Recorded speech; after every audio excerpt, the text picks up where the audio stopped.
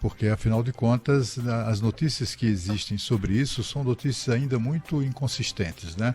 Fala-se na verificação ou na constatação de um depósito na conta do ministro, que a defesa dele alega ter sido produto de venda de um automóvel. Enfim, são coisas que estão no curso da investigação. O decreto de prisão não é sentença condenatória. Ele não foi condenado à prisão, né? Ele foi preso com medida cautelar. Hoje, inclusive, o doutor Davi Tangerino, que foi entrevistado por Pedro Campos e a Patrícia na Band News TV mais cedo, ele estava explicando exatamente isso, né? O que determina uma prisão preventiva nessas circunstâncias é o cometimento de algum tipo de crime ou o flagrante de algum tipo de crime ocorrido durante um delito ocorrido durante o processo de investigação. E é isso que a gente está precisando saber, né? Isso pode ter sido várias coisas. Pode ter sido, por exemplo, flagrante de pagamento de propina, pode ter sido durante esse período de investigação, pode ter sido verificado também tentativa de coagir testemunhas, de intimidar testemunhas. Tudo isso é motivo de medida cautelar de prisão durante o processo de investigação. A gente está precisando mesmo, todos nós estamos precisando de mais informações, a população brasileira, eu me refiro aos brasileiros de maneira geral, preciso de mais informações porque é inconcebível que um caso como esse seja tratado como segredo de justiça. Como assim segredo de justiça? O que é segredo nisso aí, né? Somente porque foi preso? A prisão é pública e o motivo da prisão é segredo, é secreto, né? Isso não faz o menor sentido, principalmente se tratando de dinheiro público. Se há dinheiro público roubado, furtado, isso tem que ser dito, tem que ser essa transparência tem que ser permanente, online, 24 horas por dia. Todo brasileiro tem o direito a ter acesso a informações dessa natureza. Por enquanto, as informações ainda são muito limitadas. O juiz não parece muito interessado, nem tem essa obrigação de explicar a sua decisão. Ele se manifesta nos autos, como deve acontecer com todos os magistrados. Infelizmente não é assim que acontece nos tribunais superiores, sobretudo, principalmente no Supremo, mas os juízes, os magistrados se manifestam apenas nos autos. A Polícia Federal, que parece ter solicitado a prisão, também tem a obrigação de explicar. Afinal de contas, pediu prisão por quê, né? O que é que aconteceu? O que é que está acontecendo? Precisamos saber disso, temos o direito de saber disso, né?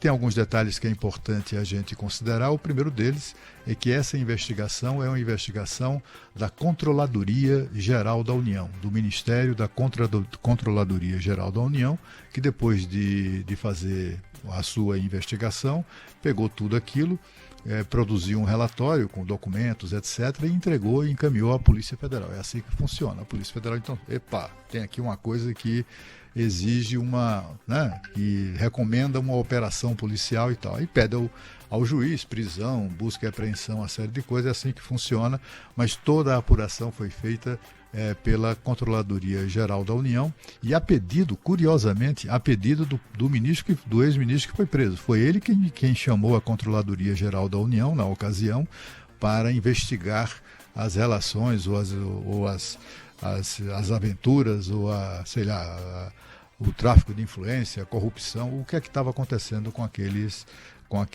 pastores com fama de vigaristas, né, que acabaram também enrolados nesse esquema. Vamos aguardar mais informações para termos certeza. Do ponto de vista político, essa prisão do ex-ministro é um tiro nas pretensões do presidente Jair Bolsonaro de se reeleger no mês de outubro. É de fato algo muito prejudicial à imagem dele, até porque as pessoas, toda a mídia noticia isso como se fosse condenação à prisão de corrupção comprovada, etc. e tal, quando isso ainda não é o caso, né? Pode ser até que isso aconteça, mas não é o caso ainda. É bom lembrar sempre. E isso, o que vai restar é o seguinte: se tem prisão, como disse o próprio presidente da República, se a Polícia Federal prendeu, então tem motivos para isso. Mas a Polícia Federal prendeu porque o juiz mandou. Na verdade, quem prendeu foi o juiz. A Polícia Federal apenas cumpriu a ordem de prisão, ainda que a tenha solicitado. Então, do ponto de vista político, é um tiro mesmo, um tiro importante nessa candidatura, nessa reeleição, nessa campanha do presidente da República, mas não significa que ele tenha morrido, muito pelo contrário, continua vivo, né? E é morrido, que eu digo, do ponto de vista político, né? E também é preciso, eu acho, no mínimo, apressada a avaliação de que ele perdeu o discurso de combate à corrupção, de não ser corrupto e coisas do gênero.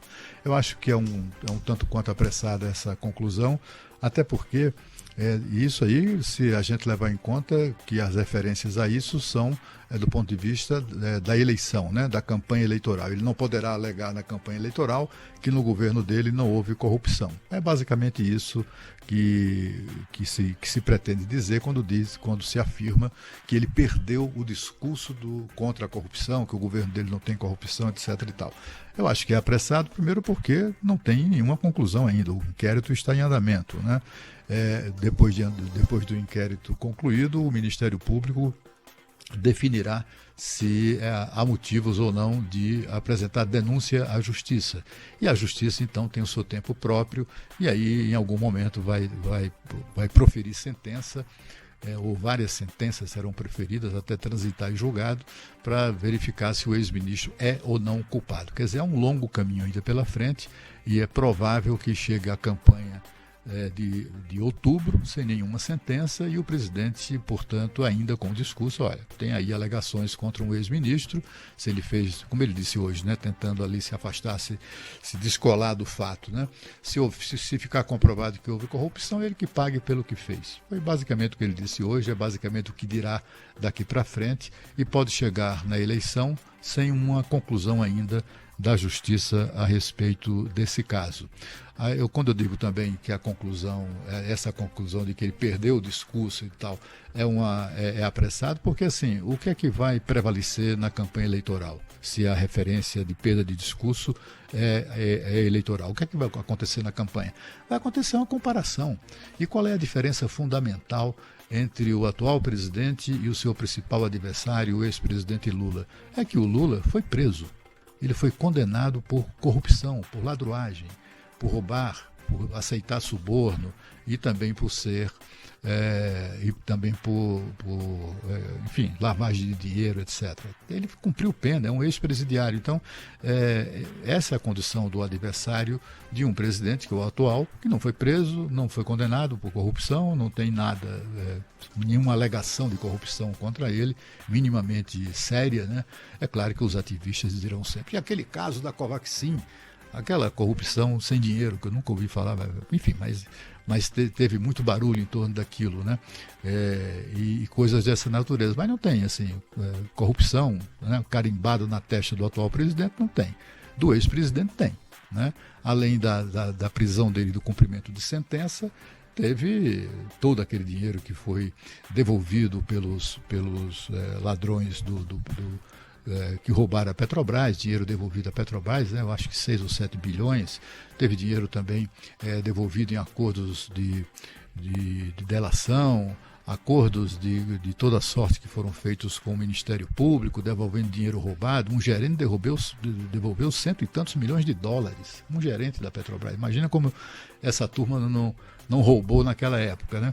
Então, assim, do ponto de vista de corrupção, assim, continua mais ou menos preservado o discurso do atual presidente da República.